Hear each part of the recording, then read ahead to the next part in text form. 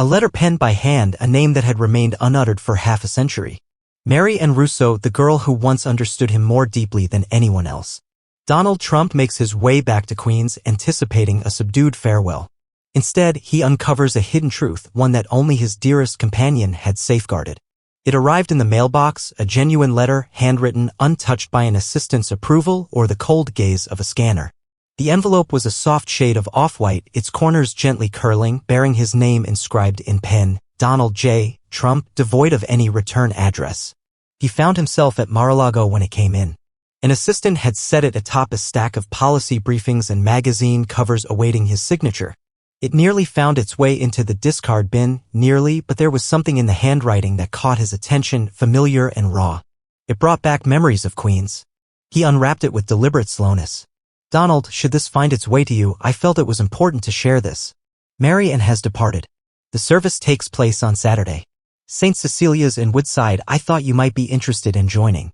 No grand gestures, merely a few familiar faces bidding farewell. Ray. He gazed at the note for an extended period, more than he had anticipated. His thoughts lingered, hesitant to move ahead.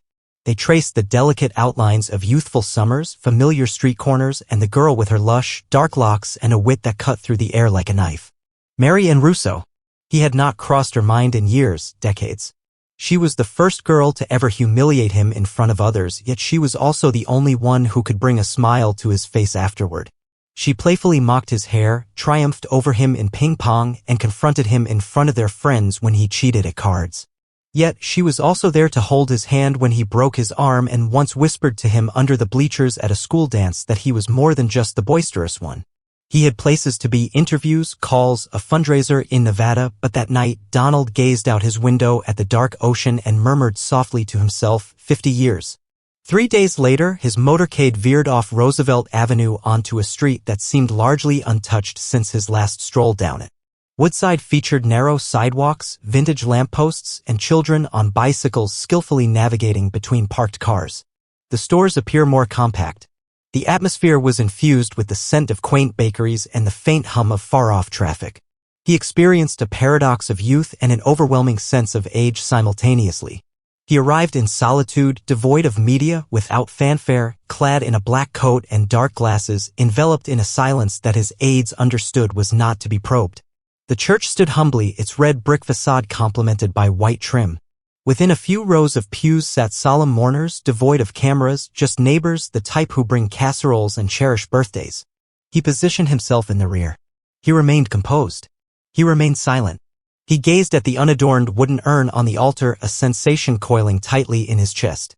Mary Ann was vibrant and sharp, brimming with passion. She had challenged him, brought laughter to his day, and accompanied him home from school when no one else would. He had feelings for her even before he found the words to express them. Then life became more chaotic and he departed. While the priest spoke of family, love, and community, Donald's gaze was drawn to a small photograph resting next to the urn. The image captured Mary Ann and Ray in their youth, beaming at a picnic table, sunlight dancing in their eyes. The identical smile Mary Ann wore the day she challenged Donald to leap into the public pool in his clothes. Indeed, he did. She laughed so intensely that she struggled to catch her breath. Following the service, he remained behind. An elderly gentleman made his way over, his gait marked by a subtle limp. His gray hair was swept back as it once was. Ray Callahan. He was immediately recognizable to Trump. Don, Ray said with a grin, his voice gravelly yet unwavering. Is that you, Ray?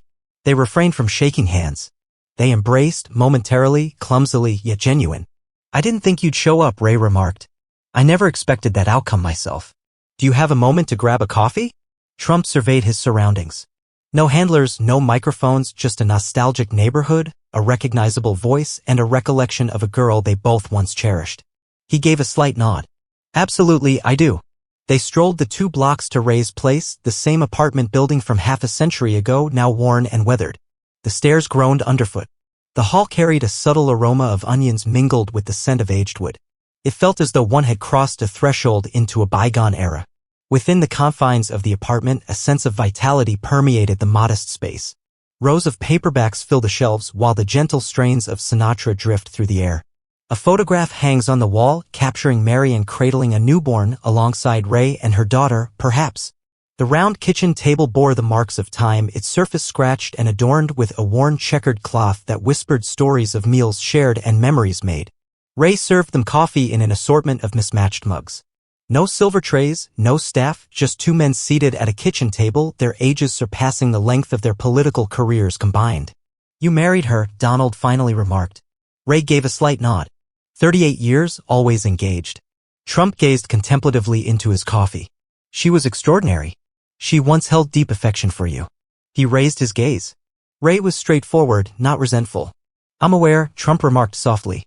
"She penned a piece about you," Ray remarked, gesturing toward the small box resting on the counter.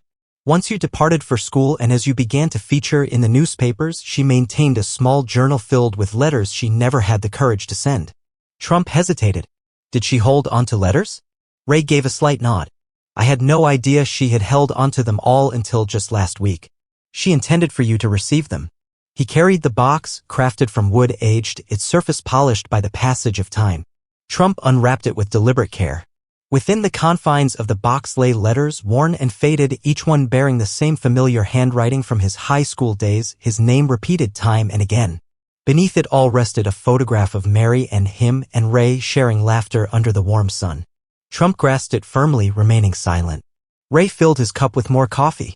"Allow the quiet to linger." He finally admitted that he had read a few. "There's no need for concern. She held no resentment towards you. She was proud of you, always saying you were too big for this place, yet she longed for the boy who existed before the chaos." Trump's eyelids fluttered gently. Before the clamor, Ray reclined.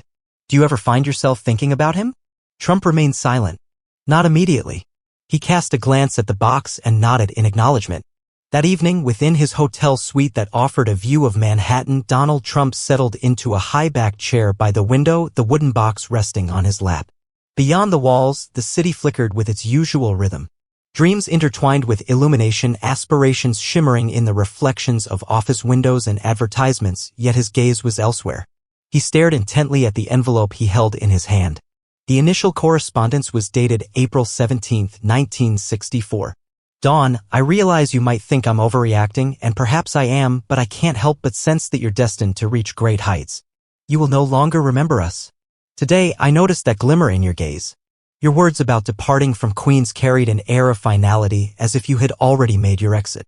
I suppose I'm putting this down in hopes that someday, if you return, you'll recall that there were those who truly cared and loved you long before anyone else did." M took his time with the text, savoring each word before revisiting it for a deeper understanding. The ink had dulled in spots, yet her voice, unmistakably hers, resonated clearly. Incisive, straightforward, and consistently thought-provoking.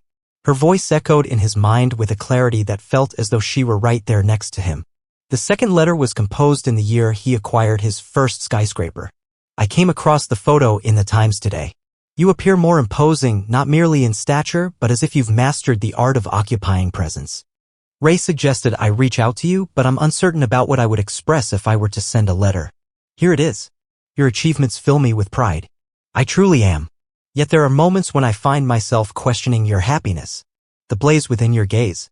It once revolved around demonstrating something to oneself. I trust it remains so." He reclined in the chair, allowing the letter to settle on his knee. He found himself at a loss for words when faced with such a question. Did he find joy? Was that truly the objective at this stage? As the city lights faded into the embrace of midnight, he unfolded the third letter with a sense of anticipation. This particular piece lacked a date and was folded with greater care than the rest. Words flowed without a salutation, devoid of any welcome. "At times I reflect on the you who would perch on my front steps, a worn shoe on your foot and a Coke bottle clutched in your hand. You mentioned creating things even back then. I have always had faith in you, but I trust you will remember that boy. The person who provided my little brother with his jacket when he was feeling chilly. The individual who assisted Mrs. Adler in transporting her groceries up the stairs each Thursday. The world perceived just a fragment of you, Don, yet I understood the entirety." He sealed the letter with a finality that lingered in the air. A sharp sensation pricked at the back of his eyes. He blinked vigorously. The following morning, Trump made his way back to Queens. Not for the lens, not for the spectacle. He strolled through the streets that had faded from his memory over the years. The corner store that once thrived as Tony's Deli has transformed into a laundromat. The fractured pavement where he grazed his knee dashing home from school. The fence post where Mary Ann challenged him to kiss her when he was 13. He lingered at the threshold of her childhood abode. It stood devoid of life now. Shutters drawn tight. A modest sign indicating something for sale rests quietly in the grass. Yet the swing set remained corroding quietly in the rear. In that fleeting instant, she reappeared before him. Unshod, with hair pulled back, challenging the universe to match my pace. Later that afternoon, he made his way back to Ray's. Ray greeted the door with a warm smile. I didn't expect to see you return. Trump mentioned that he read the letters. They gathered once more at the kitchen table. This time, the quiet felt more manageable. Did she truly never send them? Donald inquired. Ray shook his head in disbelief. Negative. You mentioned that if you returned, you would read them when the time felt right. Trump rapped his fingers against the table. She possessed remarkable intelligence. It always has been. Ray let out a soft laugh. Exceedingly clever for the two of us. They lingered in conversation, reminiscing about the old crew, sharing stories of Ray's daughter, and recalling the bakery that once occupied the corner. At a certain moment, Ray filled each glass with bourbon. The sun sank gradually beneath the horizon. You know, Ray said, she never regretted marrying me, but you were always her first story. Donald looked up. So, you never held any resentment towards me for that? Ray grinned. Numerical value. I was the one she chose to be with. And because, beneath it all, I believe you needed a reminder of who you once were. Perhaps this will jog your memory. Trump gave a slight nod, his words caught in his throat. That evening, as he departed, Ray presented him with one last envelope. She crafted this piece last year. I wasn't sure whether to hand this over to you, but I believe you'll figure out the best course of action. Donald accepted it without even glancing at the contents. He slipped it into his coat pocket, grasped Ray's hand firmly, and then embraced him warmly. Thanks a lot. He remarked. Ray beamed. Don't postpone for another few years. Next time Trump chuckles, I'll give it a shot in the car. As the driver departed, he unfolded the last letter. It was a brief dawn. If you find yourself engaged with these words, perhaps you've finally taken a moment to pause. I'm pleased because the world often aimed to amplify you, yet my desire was simply for you to feel complete. You were always more than mere ambition. You embodied kindness, gentleness, and curiosity. Do you recall that young man? He remains inside. If you smile at this moment, then I'll understand. Adore him. He beamed. And somewhere in Queens, the past found a bit more peace. He came back to the city, yet an unexpected presence accompanied him. Donald Trump occupied a long mahogany table in one of his Manhattan boardrooms, absorbing the executives as they detailed project updates, quarterly forecasts, social media metrics, and engagement percentages. Topics that had once ignited his enthusiasm. They continued to hold significance, yet not in the same manner. His thoughts wandered, not to the figures, but to the corner table in Ray's apartment, to Mary Ann's letter, to her inquiry. Do you recall that young lad? After so many years, he found himself at a loss for the answer. He began engaging in an activity he hadn't pursued in years, personally making phone calls, not to executives or politicians, but to familiar faces from the old neighborhood. He reached out to Billy Marks, the former ice cream truck operator who now oversees a quaint retirement community. He reached out to Janet Simmons, their music teacher from grade school. He reached out to his cousin Lenny, who remained steadfast in his car repair shop in Queens, never considering a change of scenery. Several of them failed to respond. Indeed, a few did. To everyone's astonishment, they were all taken aback. They would inquire, "Are you referring to Donald Trump, Don?" Indeed, he would express that. "I was curious to check in on how you're doing." On the third Sunday following the funeral, he made his way back to Queens once more. This time, he instructed his driver to choose a more extended path. He walked by the old baseball field where Ray had once struck him out in front of Mary Ann, and he had brooded for an hour afterward. He smiled at the recollection. Upon his arrival at Ray's, the elderly gentleman welcomed him from the stoop. "Here once more? There's no need to feign astonishment." "I never claimed to be," Ray responded, passing him a newspaper.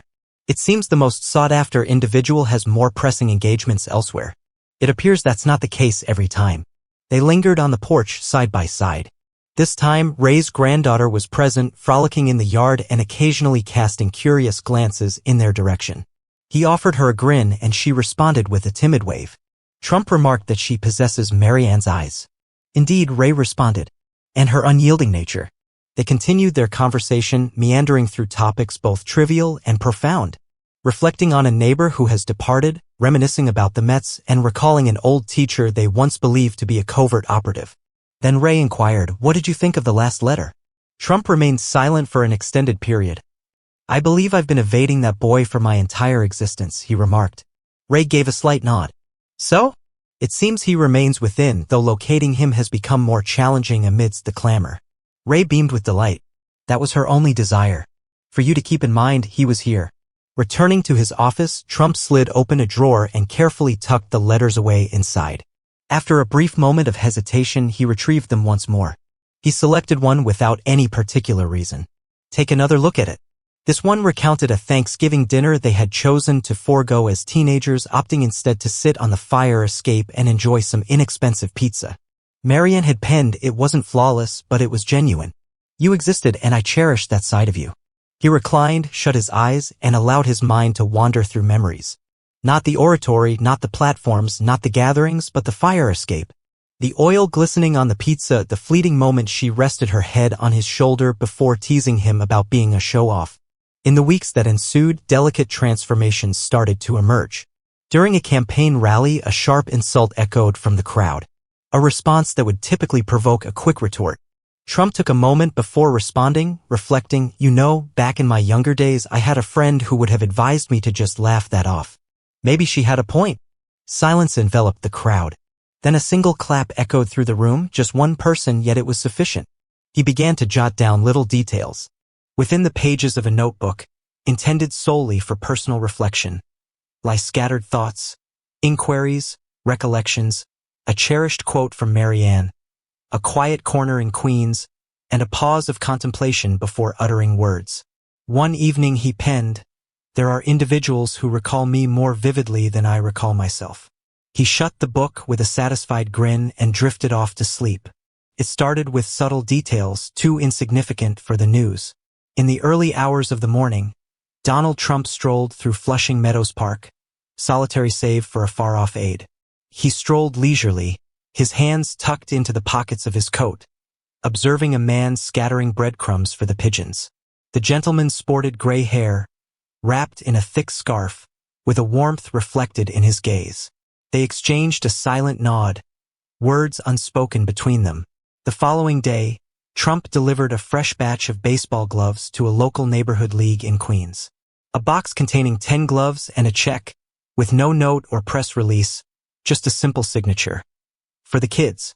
At Mar-a-Lago, a member of his staff spotted the box of letters, Marianne's, now resting by his bedside. Occasionally, during breaks between meetings, he could be seen engrossed in a book, a subtle smile gracing his lips as he drifted into contemplation. It wasn't a change. It wasn't a shift. It resembled a gentle melting, a soft awakening from the chill.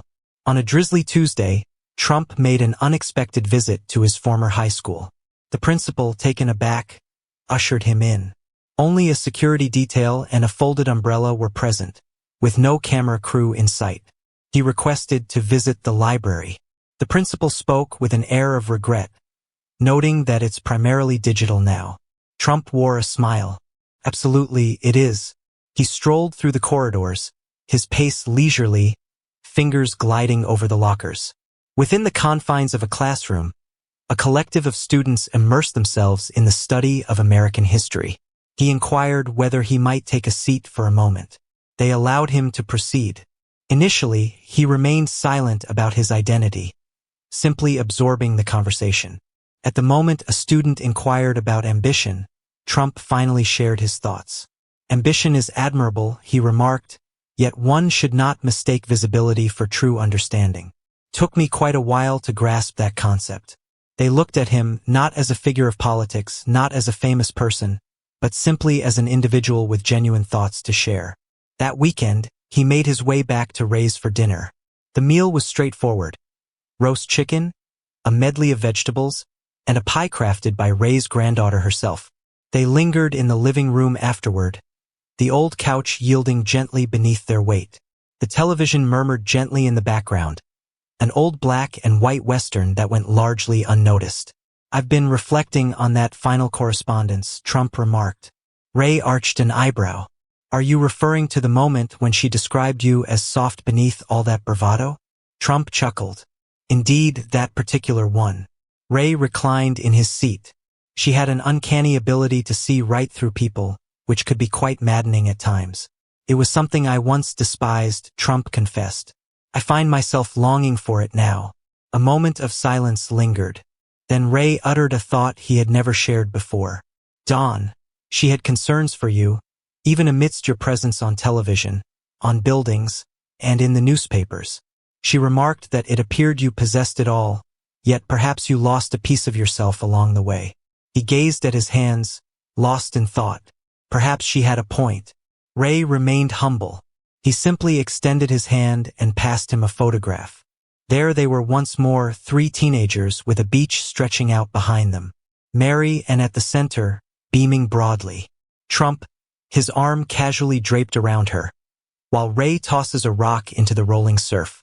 None of us had any idea what lay ahead, Ray remarked. No, Trump concurred, yet she conveyed a sense that we could manage it.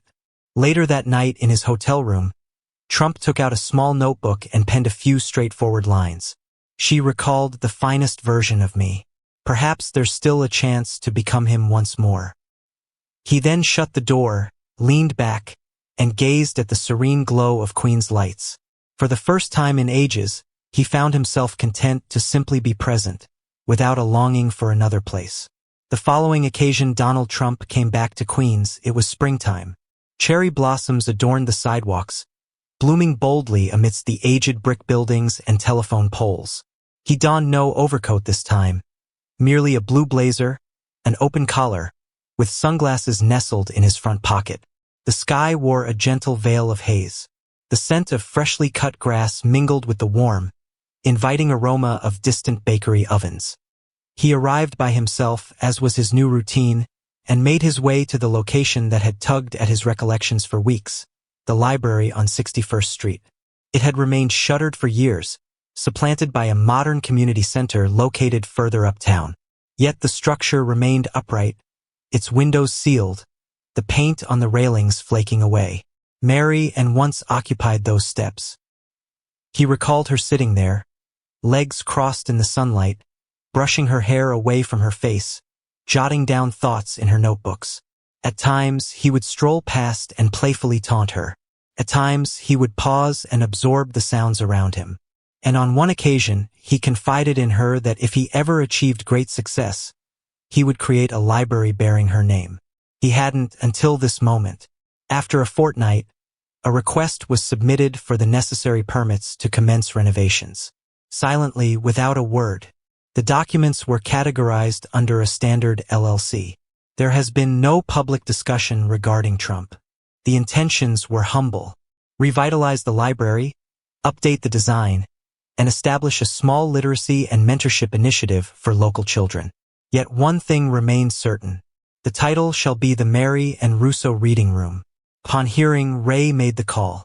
Are you for real? With utmost seriousness, Trump responded. It's time I followed through on something. Ray chuckled. She would feign an eye roll. However, she would feel moved.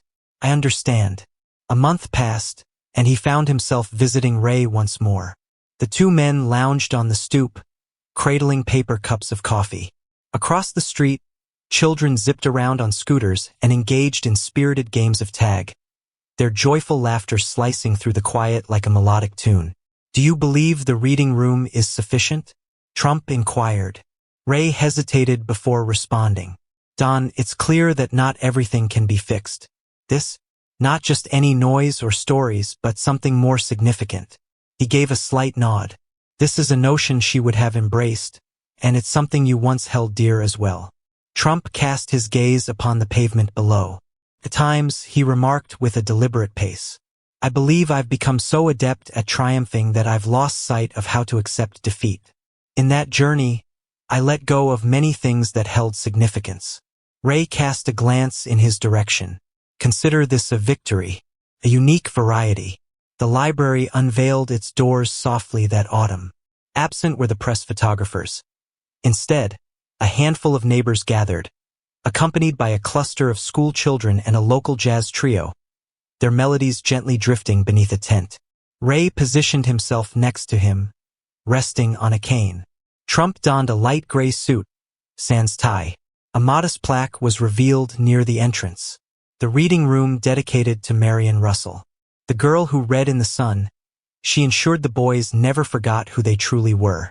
On that day, Trump refrained from making any public statements. As the crowd gradually thinned, he quietly entered the building and settled into one of the armchairs positioned by the window. The stillness enveloped the surroundings. He retrieved a slender volume from the shelf. Ray's granddaughter selected it and started to read aloud. He remained oblivious to the presence of the photographer. Initially, a local publication captured an image of Trump from outside, his head bowed over a paperback, light streaming in over his shoulder. The photo appeared on page 6, modest in size, with a caption that simply stated a man reflecting on what truly mattered. Weeks later, Ray received a package containing a framed copy of the first letter. Marianne had crafted the note where she expressed her pride in him at the bottom. Donald had hastily penned a single line. "I believe I've come across the boy once more." For the first time in ages, Ray shed tears, not from sorrow, but because a profound truth had finally completed its journey.